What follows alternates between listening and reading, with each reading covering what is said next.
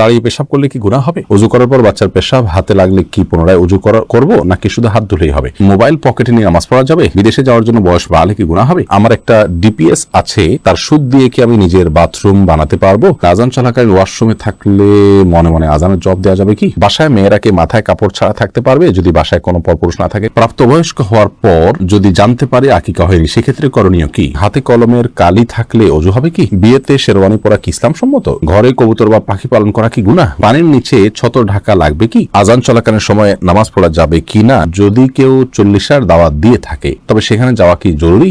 না গেলে কোনো গুনাহ হবে? চলুন আমরা প্রবেশ করি প্রশ্ন উত্তরের আলোকিত ভুবনে। মারিয়াম মিজান এটি থেকে আপনি লিখেছেন ইউটিউব চ্যানেলে, ওযু করার পর বাচ্চার পেশাব হাতে লাগলে কি পুনরায় ওযু করব নাকি শুধু হাত ধুলেই হবে? না, পুনরায় ওযু করার দরকার নেই। বাচ্চার পেশাব যদি হাতে লেগেছে আপনার ওযু অবস্থায়, তাহলে যে অংশে হাতে লেগেছে ওই অংশটা পানি দিয়ে ধুয়ে ফেললে চলবে। তামিম খান আপনি লিখেছেন মোবাইল পকেটে নিয়ে নামাজ পড়া যাবে? উত্তর হলো যাবে, কোনো অসুবিধা নেই, তবে নামাজ যাতে মনোযোগ নষ্ট না হয় সেজন্য চ্যানেল ইত্যাদি করে নেওয়া উচিত। জুমানা ইসলাম আপনি লিখেছেন বিদেশে যাওয়ার জন্য বয়স বাড়লে কি গুনাহ হবে?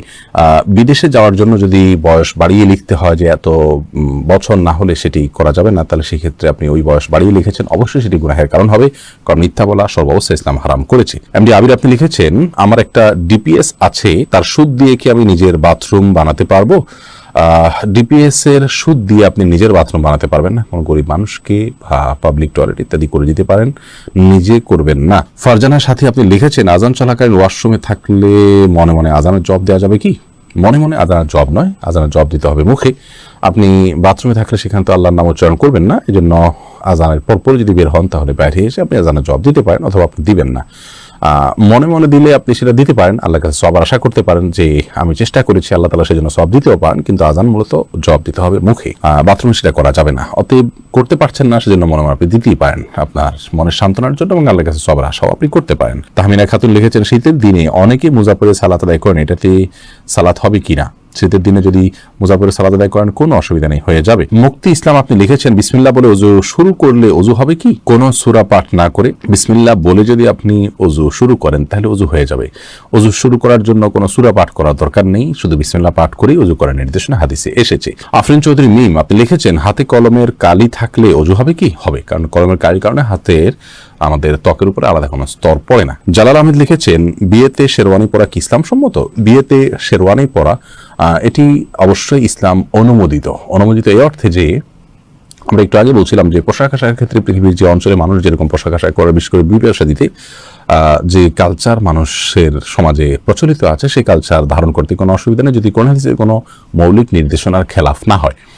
অতএব পোশাক আশাকের ক্ষেত্রে আমরা এরকম পোশাক পরতে পারবো না এরকম নিষেধাজ্ঞা নেই, শেরওয়ানি পরা যাবে না এমন কোনো কথা নেই, বিধায় শেরওয়ানি পরাতে কোনো সমস্যা নেই, বরং বিয়ের দিন বিশেষ পোশাক পরাটাই হলো কাম্য। এফএন নীলা আপনি লিখেছেন প্রাপ্তবয়স্ক হওয়ার পর যদি জানতে পারে আকিকা হয়নি, সেক্ষেত্রে করণীয় কি? বয়স্ক হওয়ার পরও আকিকা দেয়া যায়, এটি বেশিরভাগ ইমামদের মত।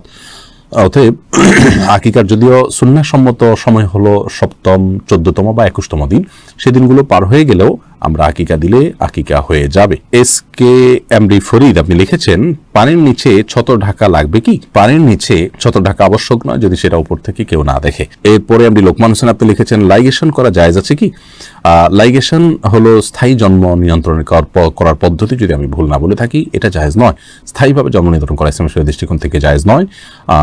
সাময়িক যে জন্ম নিয়ন্ত্রণ করার পদ্ধতি আছে সেটি বিভিন্ন উপায় হতে পারে, আপনার কপাটি পরে হতে পারে, বা আরও বিভিন্ন আপনার টেকনিক বা সিস্টেম আছে, সেগুলোর মাধ্যমে অস্থায়ীভাবে জন্ম নিয়ন্ত্রণ করা যেতে পারে। হাসনা রতন আপনি লিখেছেন যদি কেউ 40 দাওয়াত দিয়ে থাকে তবে সেখানে যাওয়া কি জরুরি?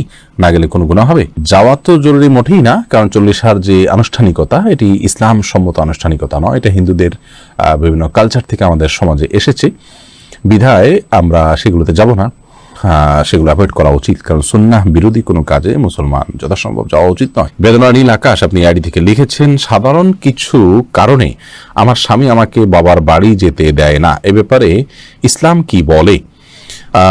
আপনার স্বামী আপনার বাবার বাড়ি যেতে নিষেধ করলে সেটি তিনি অন্যায় করছেন, অবিচার করছেন, কারণ আত্মীয়তার সম্পর্ক ছিন্ন করা শরীয়তে অত্যন্ত জঘন্য অপরাধ। সে অপরাধ করতে আপনাকে বাধ্য করে তিনি অপরাধ কাজ করছেন, তিনি অন্যায় কাজ করছেন। আমরা আপনার স্বামীর প্রতি আকুল আবেদন রাখবো তিনি যেন তার এই ভুল অবস্থান থেকে ফিরে আসেন, আল্লাহ তাআলা তাকে সেই তৌফিক দান করুন।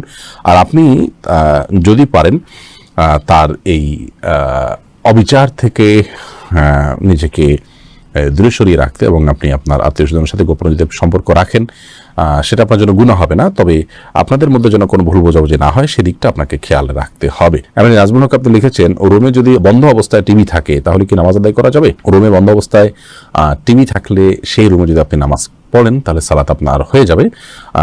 বিশেষ করে যদি টিভি বন্ধ থাকে তাহলে কোনো অসুবিধা নামাজ হয়ে যাবে, আর যদি টিভি চালু থাকে তাহলে সেক্ষেত্রে মনোযোগ নষ্ট হবে, এই জন্য অন্য কোথাও সালাত আদায় করা উচিত। আখিরি নবীর উম্মতে আইডি থেকে লিখেছেন, ঘরে কবুতর বা পাখি পালন করা কি গুনাহ? ঘরে কবুতর অথবা পাখি এগুলো পালন করাতে কোনো অসুবিধা নেই, কারণ পাখি এই পশু এভাবেই পালন করা হয়ে থাকে। বিশেষ করে পাখির ক্ষেত্রে যে পাখিগুলো খাঁচায় পালনযোগ্য এভাবেই সেগুলো বেড়ে উঠেছে, জন্ম হয়েছে, জাতটাই এরকম, তাহলে সেগুলো পালা দোষণীয় নয়। তবে যে পাখি বাহিরে উড়ে চড়ে বেড়ায় সেগুলোকে বলপূর্বক আপনি বেঁধে রেখেছেন এবং খাবার দিচ্ছেন না, এরকম যদি হয় সেটাও জুলুম হবে। এরপরে সাদিয়া আফরিন আপনি লিখেছেন, আমার একটা প্রশ্ন ছিল, তা হচ্ছে আমরা সাধারণত মেয়েরা যখন বাথরুমে উজু করি ওড়নাটা বাইরে রেখে যাই ভিজে যাওয়ার ভয়ে, মাথায় কাপড় ছাড়া উজু হবে কিনা?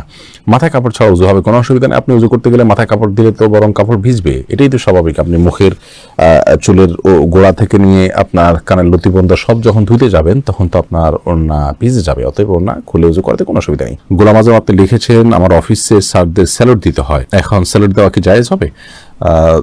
স্যালুট দেওয়ার ক্ষেত্রে আপনি যেহেতু শরীরের কোনো বিধান লঙ্ঘন করতে হচ্ছে না, আপনি মাথাটা আপনার সোজা টান টান রেখে আপনি স্যালুট দিচ্ছেন বিধায় হারাম হবে না, চাকরির ক্ষেত্রে এটা আপনি করতে পারেন। পিপিআইডি থেকে আপনি লিখেছেন, নামাজের সময় আম্মু কোনো কাজের আদেশ দিলে কি করব? যদি নফল নামাজ হয় আর আম্মুর এই কাজটা খুব বেশি গুরুত্বপূর্ণ হয়, ডাক শুনে বুঝতেছেন যে খুব জরুরি, আম্মু খুব সিরিয়াসলি ডাকছে, তাহলে আপনি নফল নামাজ ভেঙে আম্মুর কথা শুনবেন, পরবর্তীতে সে নামাজ পড়ে দিবেন। আর যদি ফরজ নামাজ হয় তাহলে আপনি নামাজ শেষ করে যতটুকু তাড়াতাড়ি করা সম্ভব করে তারপর আপনি আম্মুটাকে সাড়া দিবেন। জায়নামাজে আপনি লিখেছেন, জায়নামাজের দোয়া কি পড়া লাগে আর মেয়েরা কিভাবে সেজদা দিবে? জায়নামাজের দোয়া বলতে শরীয়তে বিশেষ কোনো দোয়া নেই। আমরা জায়নামাজের উপরে দাঁড়িয়ে সরাসরি সালাত শুরু করব।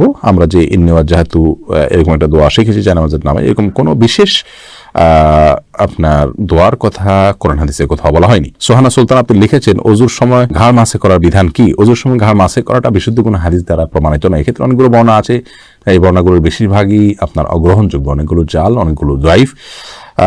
এক্ষেত্রে অনেক উলামায়ে কেরাম এটাকে মুস্তাহাব বলে থাকেন, কিন্তু মুস্তাহাব বা সুন্নাহ, বিশেষ করে সুন্নাহ সাব্যস্ত হওয়ার মতো দলিল নেই। যে দলিলগুলো আছে সেগুলো যে সমস্ত উলামায়ে কেরাম মুস্তাহাব মনে করে থাকেন, কারোর কাছে দলিলটা অধিকতর শক্তিশালী মনে হয় তিনি আমল করবেন, কিন্তু আমরা এটাকে শক্তিশালী মনে করি না। এ সম্পর্কে দলিলগুলোকে পর্যালোচনা করলে মনে হয় যে ঘাড় মাসের বিষয়টি মানে হাদিস দ্বারা সাব্যস্ত নয়। বাসায় মেয়েরা কি মাথায় কাপড় ছাড়া থাকতে পারবে? যদি বাসায় কোনো পরপুরুষ না থাকে কোনো অসুবিধা নেই, মেয়েদের সবসময় যে কাপড় দিয়ে থাকতে হবে একাকি থাকলেও এমন কথা কোরআন হাদিসে বলা হয়নি। সাদিয়া মেহজাবিন তুরনা আপনি লিখেছেন, হাতে বড় নখ থাকলে কি ওযু হবে? হাতে যদি বড় নখ থাকে তাহলে সেক্ষেত্রে এটি অন্যায় কথা, এটা গুনাহের কথা, কারণ মুসলমান নবী করিম সাল্লাল্লাহু আলাইহি ওয়াসাল্লামের যে সুন্নাতে দায়েমা বা সুনানুল ফিতরা সেগুলোর উপরে আমল করার চেষ্টা করবে।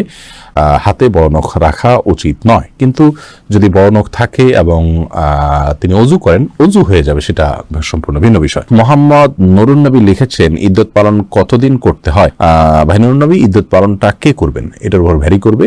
যদি কারো স্বামী মারা যায় তাহলে সেক্ষেত্রে 4 মাস 10 দিন ইদ্যত পালন করবেন, আর যদি কেউ তালাকপ্রাপ্ত হন তাহলে সেক্ষেত্রে 3 মাস তিনি ইদ্যত পালন করবেন, 3 মাসে ইদ্যত পালন করবেন, এটা ভ্যারি করবে। এরপরে আজান চলাকালীন সময় নামাজ পড়া যাবে কি না, এমডি আলাউদ্দিন আপনি প্রশ্ন করেছেন। আজান চলাকালীন সময় সালাত পড়া যেতে পারে, আজান চলাকালীন সময় যে নামাজ পড়া যাবে না এমন কোনো কথা কোরআন হাদিসে কোথাও বলা হয়নি। তবে হ্যাঁ, আপনি জানেন যে এখনই আজান শুরু হবে, তাহলে আজানের জবাব দেওয়া সুন্নাত, সেজন্য শেষ সুন্নাতটা পালন করে তারপর আপনি সালাত পড়বেন। এরপরের প্রশ্ন হলো, দাঁড়িয়ে পেশাব করলে কি গুনাহ হবে? দাঁড়িয়ে পেশাব করলে সেটা অনুচিত এবং অনুত্তম হবে, কারণ হলো দাঁড়িয়ে পেশাব করলে তার ছিটা আমাদের গায়ে এসে লাগে, অথচ পেশাবের ছিটা থেকে বাঁচার জন্য নবী করিম সাল্লাল্লাহু আলাইহি ওয়াসাল্লাম তাকিদ দিয়েছেন।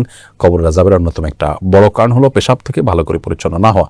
এই জায়গা থেকে দাঁড়িয়ে সচরাচর পেশাব করা উচিত নয়।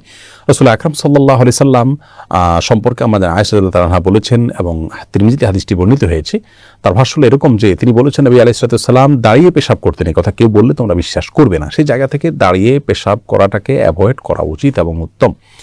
তবে সৌদি আরবের উলামায়ে কেরাম বিন বাজ, ইবনে উসাইমিন রাহিমাহুল্লাহ সহ অনেক উলামায়ে কেরাম বলে থাকেন যে কেউ চাইলে দাঁড়িয়ে পেশাব করতে পারেন, বিশেষ করে পেশাবের ছিটা ইত্যাদি আসবে, নাপাক হয়ে যাবে, তার কাপড় শরীর লেগে যাবে, এরকম আশঙ্কা যদি না থাকে তাহলে সে অবস্থায় দাঁড়িয়ে পেশাব করাতে অসুবিধা নাই তারা মনে করেন। তার কারণ হলো বুখারীর একটি হাদিস রয়েছে, যে হাদিসে নবী করিম সাল্লাল্লাহু আলাইহি ওয়াসাল্লাম কোন একটা ময়লাযুক্ত এলাকাতে যেখানে বসার পরিবেশ ছিল না সেখানে দাঁড়িয়ে তিনি পেশাব করেছেন। এ হাদিসটাকে তারা ব্যাপক অর্থে নিয়ে থাকেন, কিন্তু প্রথম মতটি অধিকতর বিশুদ্ধ এবং দলিল থেকে আপনার দলিল সমৃদ্ধ বলে আমাদের কাছে মনে হয়। অতএব সচরাচর এবং সাধারণ অবস্থাতে দাঁড়িয়ে পেশাব না করে বসে পড়াই উচিত।